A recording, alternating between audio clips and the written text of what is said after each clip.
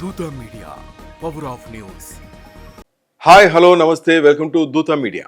మాజీ MLA YCP నేత వల్లభనేని వంశీని పోలీసులు అరెస్ట్ చేసి కోర్టులో హాజరుపరిచిన సంగతి అందరికీ తెలిసిందే.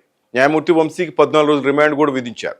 దీంతో వంశీని విజయవాడ సబ్ జైలుకు తరలించారు. అయితే వంశీ అరెస్టు, జైలుకి వెళ్లడం రాజకీయంగా చర్చనీయాంశమైంది. కొందరు వైసీపీ నేతలు ప్రెస్ మీట్లు పెట్టి దీన్ని తప్పుపట్టినప్పటికీ పార్టీ పరంగా వంశీకి మద్దతు దక్కలేదనే విషయం ఇప్పుడు వైసీపీ నేతల్లోనే చర్చనీయాంశంగా మారింది. వంశీ అరెస్టును జగన్ లైట్ తీసుకున్నారన్న టాక్ వైసీపీలో వినిపిస్తోంది. న్యాయ పోరాటం చేస్తానని వంశీ భార్య పంకజ్శ్రీ ప్రకటించినా వైసీపీ నేతలెవరు ఆమెకు సపోర్ట్గా నిలబడలేదన్న చర్చ జరుగుతుంది. రోజా గాని, కొడాలి నాని గాని ఇలాంటి వాళ్ళు ఎవరు అక్కడికి రాలేదు కూడా. మరికొందరు నేతలు కూడా తమపై కేసుల భయం పెరిగిందని ఆందోళన చెందుతున్నారు. పార్టీని వీడుతున్న నేతలు మరోవైపు వైసీపీకి షాక్ మీద షాక్ తగులుతున్నాయి. పార్టీకి కీలకమైన నాయకులు ఒక్కొక్కరుగా వెళ్ళిపోతున్నారు. టీడీపీ, బీజేపీ, జనసేనలో చేరుతున్నారు. అక్కడ ఆళ్లనాని వంటి కీలక నాయకుడు వైసీపీకి వీడుకోలు పలికారు, టీడీపీలో కూడా చేరిపారు. మరికొందరు కూడా పార్టీ మారేందుకు సిద్ధంగా ఉన్నట్లు వార్తలు వస్తున్నాయి. లండన్ టూర్ తర్వాత జగన్ పార్టీ పనితీరులో మార్పులు తెస్తారని ప్రచారం జరిగినా ఇప్పటి వరకు పెద్దగా మార్పులు మాత్రం కనిపించట్లేదు. పార్టీ నియామకాలు చేస్తున్నా, నేతలకు ధైర్యం చెప్పినా జగన్ ఎక్కువగా ఏపీ బయట ఉండటానికి ప్రాముఖ్యత ఇవ్వడంతో దాని ప్రభావం పార్టీపై పడుతున్నట్లు వైసీపీ నేతలే అనుకుంటున్నారు. ప్రస్తుతం పార్టీలో నేతలు కేసుల ముప్పుతో భయపడుతుండడం పార్టీ పరిస్థితిని మరింత క్లిష్టంగా మార్చేసింది. వల్లభనేని వంశీ అరెస్టుతో వైసీపీ నేతలు, అనుచరులు భయం మొదలైంది. రెడ్ బుక్ అలజడి మొదలైంది. ఇప్పటికే కొందరు వైసీపీ నేతలు వారి అనుచరులు పరారులో ఉండగా మరికొందరు ముందస్తు బెయిల్ కోసం కోర్టును ఆశ్రయిస్తున్నారు. తాజాగా సినీ నటి అలాగే వైసీపీ మద్దతుదారు విమల మల్లిడి అలియా శ్రీరెడ్డి ఆంధ్రప్రదేశ్ హైకోర్టును ఆశ్రయించారు. తనపై నమోదైన 3 కేసుల్లో ముందస్తు బెయిల్ మంజూరు చేయాలని కోరుతూ శ్రీరెడ్డి హైకోర్టులో పిటిషన్లు దాఖలు చేశారు. శ్రీరెడ్డి దాఖలు చేసిన పిటిషన్లపై హైకోర్టులో విచారణ జరిగింది.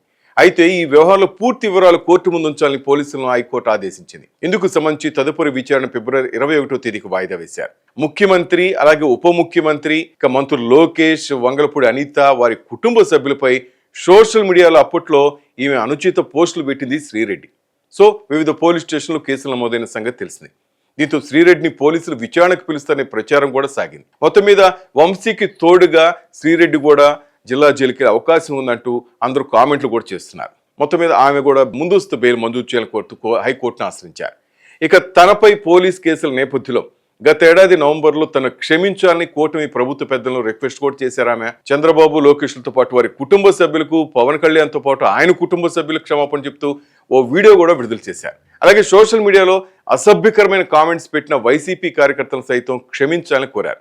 రాజకీయ యుద్ధం లీడర్ల మధ్య జరగాలని, తాము కూడా సోషల్ మీడియా బాధితులమేనని పేర్కొన్నారు. ప్లీజ్ అన్నా నన్ను రక్షించమని వేడుకుంటున్నానని నారా లోకేష్ను సోషల్ మీడియాలో చేసిన పోస్టులు శ్రీరెడ్డి కోరారు. ప్రస్తుతం పార్టీలో నెలకొంటున్న గందరగోళ వాతావరణ నేపథ్యంలో జగన్ ఆలోచన ఏమిటన్నది నేతలకు, కార్యకర్తలకు అర్థం కాక తలలు పట్టుకుంటున్నారు. అంటే ఒకరి వెంట ఒకరు జైలుకి వెళ్ళక తప్పదా అంటున్నారు. వైసీపీ అధికారంలో ఉన్నప్పుడేమో తాడేపల్లి భవనం గంభీరంగా కనిపించేది. ఎప్పుడు ప్రజాప్రతినిధులు, అధికారుల రాకపోకలతో ఆ ప్రాంతమంతా సందడిగా ఉండేది. 2024 ఎన్నికల తర్వాత పరిస్థితి పూర్తిగా మారిపోయింది. సజ్జలు కూడా కనిపించట్లేదు. ఘోర ఓటమిని ఎదుర్కొన్న వైసీపీకి రాజకీయంగా కష్టాలు పెరిగాయేమో అనిపిస్తుంది. ప్రస్తుతం జగన్మోహన్ రెడ్డి కూడా ఎక్కువగా బెంగళూరులోనే ఉంటున్నారని, ప్యాలెస్ లో ఉంటున్నారని పార్టీ నేతలు చర్చించుకుంటున్నారు. ఆయన ఎక్కువ సమయం ఎళహంక ప్యాలెస్ లో గడుపుతున్నారని, తాడేపల్లిలో ఉండే ఆసక్తి కూడా చూపించట్లేదని అంటున్నారు. గత వారంలో 2 సార్లు బెంగళూరుకు వెళ్ళిన జగన్ పార్టీ కార్యకలాపాలకు తాడేపల్లి ప్రధాన కేంద్రంగా కాకుండా వేరే ప్రదేశాల్లో సమీక్షలు నిర్వహించేందుకు మొగ్గు చూపుతున్నట్లు అనిపిస్తోంది. ఫిబ్రవరిలో లండన్ నుంచి వచ్చిన ఆయన నేరుగా బెంగళూరులో ల్యాండ్ అయి